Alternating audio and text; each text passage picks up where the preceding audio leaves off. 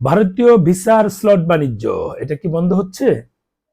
ভারতীয় এম্বাসি যে নতুন নিয়ম করেছে এই হিসেবে যারা প্রকৃত পেশেন্ট তাদের জন্য সুবিধা হবে, তাদের একটু কষ্ট হবে বাট তাদের জন্য সুবিধা হবে। এই সিস্টেমটা যদি থাকে নিয়মিত তাহলে বরং ভালো হবে। যারা ফেক ডকুমেন্ট দিয়ে বা ফেক এই মেডিকেল কাগজপত্র বানিয়ে করছে তাদের জন্য সমস্যা হবে, কিছুই করার নেই। এই নিয়মটা যেটা করেছে আমার মনে হয় এটা ভালো হয়েছে। এটা ভালো হয়েছে এই কারণে অনেক কাজ হচ্ছিল, যারা দেখলাম যে যারা ভারত বিরোধিতা করে এরাই বহু লোকজন এই স্লট বিজনেসের সাথে যুক্ত। যমুনা ফিউচার পার্কে অনেক আছে, আমাকে আমার বিরুদ্ধে যে কয়েকটা বলে এরা সব ভারত বিরোধী, অল টাইম অনেকের সাথে কথা হয়েছে তো অল টাইম ভারত একেবারে ছিঁড়ে ফিরে খেয়ে ফেলবে। এই ভারত নিয়ে তাদের ব্যবসা, অল টাইম ভারত নিয়ে ব্যবসা। এদের ব্যবসাটা অন্তত কমবে, দেখবেন আমার কমেন্টস পাবেন, এরাই কিন্তু কমেন্টস গুলো করবে, আবার আমাকে নিয়ে ট্রল করবে, ভিডিও বানাবে। এই মানুষগুলো আমি ভারত নিয়ে কাজ করি, হ্যাঁ আমি তো বললাম ভারত আমার পছন্দের, পাকিস্তান কখনোই পছন্দের হবে না। কিন্তু পাকিস্তান পছন্দের নাই বলে আমি পাকিস্তানের বিরোধিতা করছি এমনটা কিন্তু আমি কোথাও করি নাই। যারা পাকিস্তান যাতে তাদের ভালো লাগে যায়, আমি তো নিষেধ করি নাই, কিন্তু আমরা ভারত যাই, আমাদের ভারত ভালো লাগে, আমাদের পৈতৃক নিবাস ভারত, আমরা ভারতীয় বীর্য আমরা তো স্বীকার করছি না। কারণ ৭১-এ আমাদের ২.৫ কোটি মানুষকে তারা এই আশ্রয় দিয়েছে, তাদের সহযোগিতায় আমাদের মুক্তিযোদ্ধারা ট্রেনিং নিয়েছে, তাদের সহযোগিতা তারা ১৭,০০০ সৈন্য তাদের নির্মূল হয়েছে, এই মারা গিয়েছে, আমাদেরকে সহযোগিতা করেছে, কিন্তু আমরা দ্রুত এই পাইক্যাদের কাছ থেকে মুক্তি পেয়েছি। তাহলে নিশ্চয়ই ভারতের প্রতি আমাদের কৃতজ্ঞতা থাকবে। যারা আমরা প্রকৃত মানুষ, যারা প্রকৃত ইমানদার, যারা প্রকৃত মুসলিম, তাদের ক্ষেত্রে এটা কৃতজ্ঞতা থাকবে, নর্মাল হিসাব। কিন্তু যারা আমাদের বাংলাদেশে এই এত এত মানুষ মেরেছে, এত এত আমাদের নারীদের ধর্ষণ করেছে, যদিও ওই ধর্ষণ করেছে তারা ইন্টেনশনালি, তারা তখনই বলেছিল যে এখন গণহারে এদের যুবতী মেয়েদের ধর্ষণ করো, এদের যে বাচ্চা কাচ্চা পয়দা হবে এগুলো আমাদের ৫০ বছর পর হলেও আমাদের গুণগান গাবে। এই দেখুন তো এগুলাই আমরা তো বলি না যে পাকিস্তানের এই সেনাদের ধর্ষণের ফলে যে মানুষগুলো এখানে আছে এখন তারাই কিন্তু পাকিস্তান সমর্থন করে। আর ওই সময় প্রায় ৪.৫% মানুষ পাকিস্তানের সমর্থক ছিল। ওই রাজাকারগুলোই তো বিভিন্ন জায়গায় মুক্তিযোদ্ধাদের দেখিয়ে দিত, কোন বাড়িতে কোন যুবতী মেয়ে আছে তাদেরকে দেখিয়ে দিয়ে দিয়ে ক্যাম্পে এই পাকিয়াদের ক্যাম্পে পাঠাতো। এটা তো অস্বীকার করার উপায় নাই। এখন দেখেন ৭১ কিচ্ছু না, ৪৭ সব ৭১ হয়েছে বলেই তাদের জন্ম হয়েছে, তোরা এখন রাজনীতি নিয়ে মাঠে খেলতে পারিস। এটা কিন্তু তারা ৭১টা কোনোভাবেই নিবে না। ৭১-এর স্বাধীন হওয়া অর্থ হচ্ছে তাদের জাত ভাইদের সাথে, তাদের বাপদের সাথে সম্পর্ক বিচ্ছিন্ন হয়েছে। তা নাহলে তো এই ৭১ নিয়ে তাদের চুলকানি থাকার কথা না।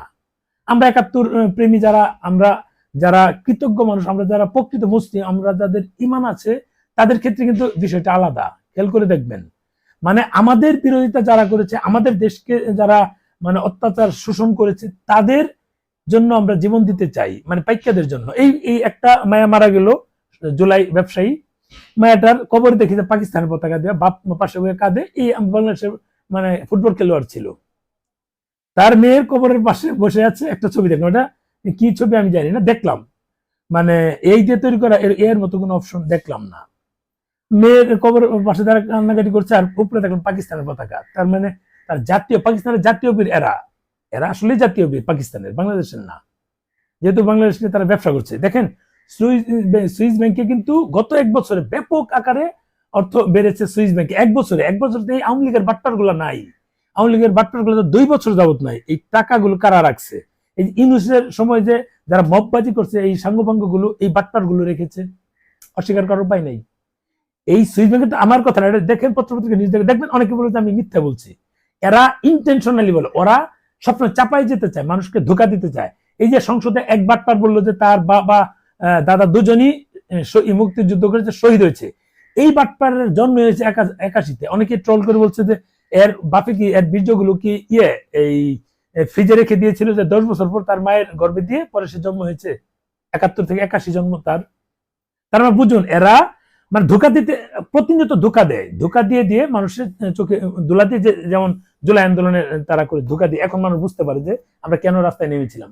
এরা তো আসলে ব্যবসায়ী। এই যে সমন্বয়ক বাটপার গুলো বলি, প্রত্যেকটা তখন এমপি মন্ত্রী বিভিন্ন পর্যায়ে চলে গিয়েছে। তার এরা তো এটা নিয়ে বিজনেস করেছে। এরা যদি জনগণের কাতারে থাকতো তাহলে তো ওইখানে যাইতো না, ১,০০০ কোটি টাকার মালিক হতো না।